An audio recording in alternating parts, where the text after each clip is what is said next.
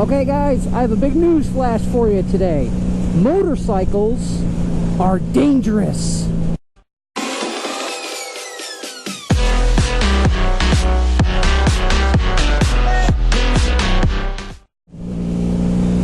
Alright guys, one thing I'm going to talk to you guys about today is something that hits a nerve with me, and that's people telling you how to live your life.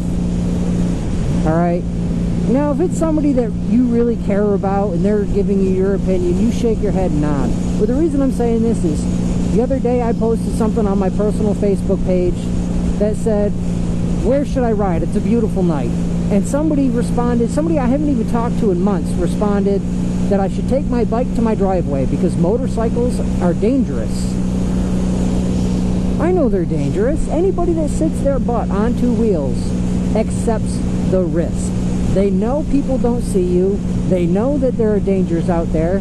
Shoot, just a second ago I saw a deer that could have just run out on the road and taken me out. There's nothing that could have stopped that deer from taking me out if it jumped out at the right time. The reason why this strikes a chord with me is because everybody accepts the risks in their life. If you don't feel safe doing things and you'd rather stay at home and read a book in the air conditioning, and that's what you feel safe doing, and that's what you consider living, then you damn stay home and read a book, because if that's what you want to do, great. But let me tell you something, that is not living to me. That is sitting waiting to die. You know, and sure, you all need to relax, but you know, the reason why this hits a nerve for me, and I'll be honest with you, One-Eyed Gimpy Guy, the backstory behind that is when I was under 10 years old, I got an eye disease. It almost took both my eyes. It left me with poor vision in my right eye, and with corrected vision, I have decent vision in my left eye. I've had glaucoma, cataracts, and I even have rheumatoid arthritis in my right leg and in my left leg, my right leg being the worst. Thus the name One-Eyed Gimpy Guy. I have a slight gimp, and my right eye don't work so well. But this is the point that gets me. All through my life, everybody's like, oh, One-Eyed Gimpy Guy, you can't do that. One-Eyed Gimpy Guy, you can't do that. Oh, don't do that. You only got one line left. Don't do that.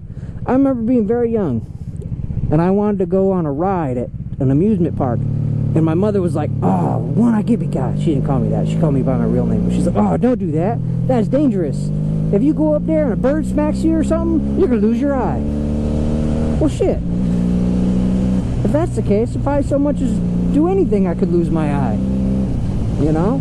I went to the rheumatologist. This was a couple years ago. You know, my leg was so bad.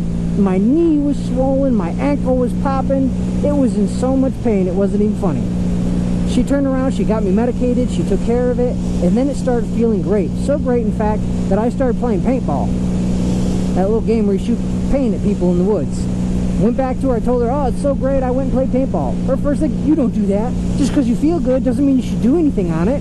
Well, what the frick is good as feeling good if you can't do anything to take advantage of it? You're only alive a certain amount of time on this earth. You go out there and do whatever the frick you want.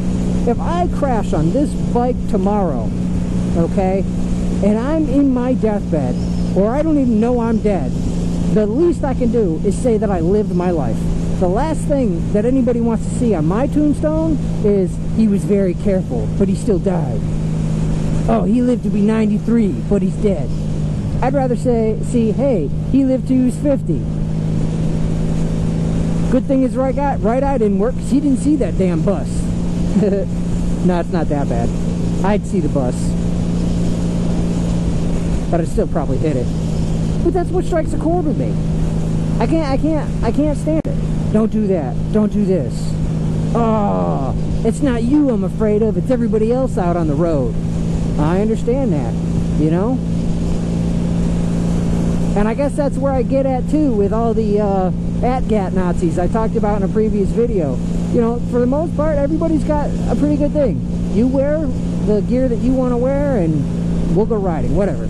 But there's some people that won't even ride with you if you're not wearing certain gear. To me, that's them telling me how to live.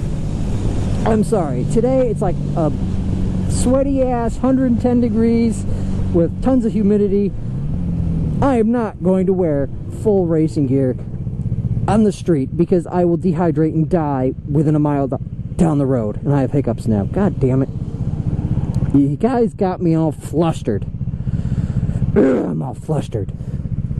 Do your own risk assessment. If somebody's got advice, humor them and listen to them. But don't take their word so literally. Just because their risk assessment of their life doesn't mean yours. You know, the excuse that that person gave me the other day on Facebook was that my loved ones will miss me. They didn't even know how to respond when I told them that my wife, my mom, my father, my grandparents, they all ride. You know, my uncles, they ride. So what was it? Or they used to ride at least. They don't anymore.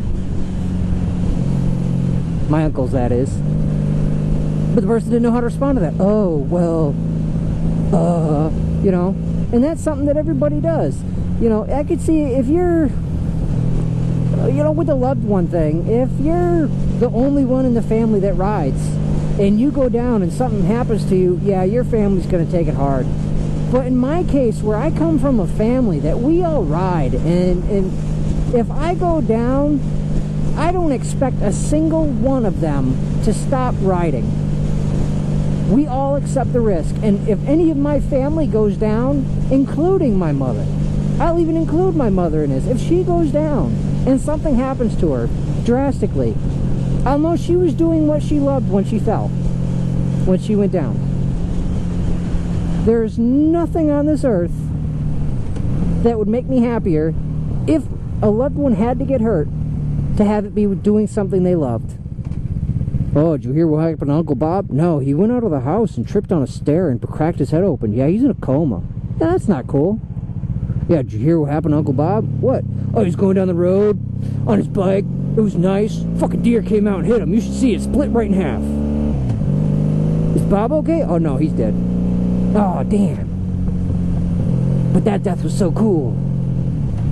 You know, I'm making light of the situation. Don't come attacking me like, oh, when I give you guy, you're so mean. If your Uncle Bob... I don't have an Uncle Bob, by the way. That's just me saying it. If your Uncle Bob truly was in danger or dying, you'd be sad. I would be sad. But there's that part of my brain that say he died doing what he loved, man. Leave Uncle Bob alone. He's in the happiest coma of his life. But yeah, that's all I'm going to say for now. You know, do what you need to do in life. Enjoy your life. Do what makes you happy, because at the end, when you're on your deathbed, I don't know anybody that's going to say that was a damn good book I read. Yeah, they might. I'll stop picking on them. My wife likes reading, so it's a really nice sky. It's real cool. Either way, I'm done ranting. Alright. Take it easy, guys. Please like, comment, share, and subscribe, and I'll catch you guys later.